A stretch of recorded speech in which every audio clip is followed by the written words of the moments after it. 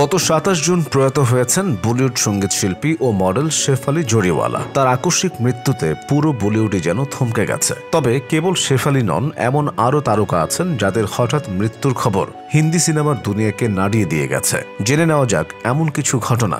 শ্রীদেবী ২০১৮ সালের ২৪ ফেব্রুয়ারি দুবাইয়ে হৃদরোগে আক্রান্ত হয়ে মৃত্যু হয় শ্রীদেবীর। পরদিন ভোরে তার মৃত্যুর খবর ছড়িয়ে পড়ে। তবে কেউই বিশ্বাস করতে পারছিলেন না শ্রীদেবী সত্যি সত্যি আর নেই। সামাজিক যোগাযোগ মাধ্যম তার স্মৃতিচারণায় ভরে যায়। যদিও প্রথমে হৃদরোগে মৃত্যুর কথা বলা হলেও দুবাই পুলিশের ময়নাতদন্তে জানা যায় দুর্ঘটনাবশত হোটেলের বাথটাবে ডুবে মারা যান তিনি। প্রতিবেদন অনুযায়ী স্বামী বনি কাপুর তাকে ডিনারে ডাকেন আর প্রস্তুত হতে গিয়ে তিনি বাথরুমে যান। প্রায় ১৫ মিনিট পর দরজা না খোলায় জোর করে দরজা খুললে বনি কাপুর তাকে অচেতন অবস্থায় পান। সুশান্ত সিং রাজপুত হিন্দি সিনেমার অন্যতম সম্ভাবনাময় অভিনেতা ছিলেন তিনি। তার ক্যারিয়ার যখন উঠছে তখনই অভিনেতার আকস্মিক মৃত্যুর খবর চমকে দেয় ভক্তদের।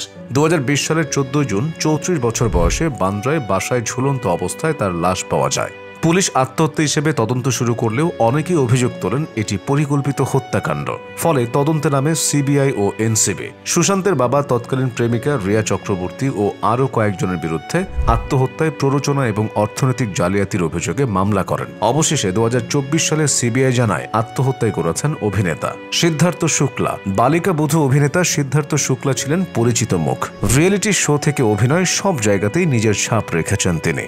২০২১ সালের ২ সেপ্টেম্বর মুম্বাইয়ে ৪০ বছর বয়সে হৃদরোগে আক্রান্ত হয়ে মারা যান তিনি। আগের রাতে ওষুধ খাওয়ার পর থেকে অসুস্থ বোধ করছিলেন। সকালে তার মা তাকে ঘুম থেকে তুলতে গিয়ে সাড়া না পেয়ে দ্রুত হাসপাতালে নিয়ে যান। কুপার হাসপাতালে নেওয়ার পরই চিকিৎসক তাকে মৃত ঘোষণা করেন। ময়নাতদন্তে শরীরে কোনো আঘাতের চিহ্ন অথবা সন্দেহজনক কিছু পাওয়া যায়নি। তার অন্ত্যেষ্টিক্রিয়ায় ভক্তরা শেষ দেখার জন্য রাস্তায় ভিড় জমান। শেহনাজ গিল, আলী গনি, জয় ভানুশালী, বিকাশ গুপ্ত সহ অনেক তারকাও উপস্থিত ছিলেন। পারভিন ববি বলিউডের আলোচিত এই নায়িকার মৃত্যু তোলপাড় ফেলে দিয়েছিল। ২০০৫ সালের ২০ জানুয়ারি জুহুর ফ্ল্যাটে ৫০ বছর বয়সে মারা যান তিনি। ৩ দিন পর তার মরদেহ পাওয়া যায়। মৃত্যুর কারণ ছিল মাল্টি অর্গান ফেলিওর। ৮০ দশকে তিনি স্কিজোফ্রেনিয়ায় ভুগতে শুরু করেন, যা ক্রমেই তাকে একাকিত্বে ঠেলে দেয়। শেষ জীবনে বিষক্রিয়ার আশঙ্কায় অন্যের রান্না করা খাবারও খেতেন না। তার ফ্ল্যাটের দরজার বাইরে কয়েকদিন ধরে দুধ, ডিম, পত্রিকা পড়ে থাকতে দেখে প্রতিবেশীরা পুলিশে খবর দেন। দিব্য ভারতী অভিনেত্রী দিব্য ভারতী ছিলেন ৯০ দশকের বলিউড ও দক্ষিণী সিনেমার সবচেয়ে আলোচিত তারকাদের একজন। অল্প বয়সেই খ্যাতির শিখরে পৌঁছেছিলেন তিনি। ১৯৯৩ সালের ৫ এপ্রিল মাত্র ১৯ বছর বয়সে ভার্সোভায় ফ্ল্যাট থেকে পড়ে গিয়ে মৃত্যু হয় তার। বলা হয় তিনি ৫ তলার বারান্দা থেকে নিচে পড়ে যান। কেউ বলেন আত্মহত্যা, আবার কেউ বলেন তাকে কেউ ধাক্কা দিয়েছিল।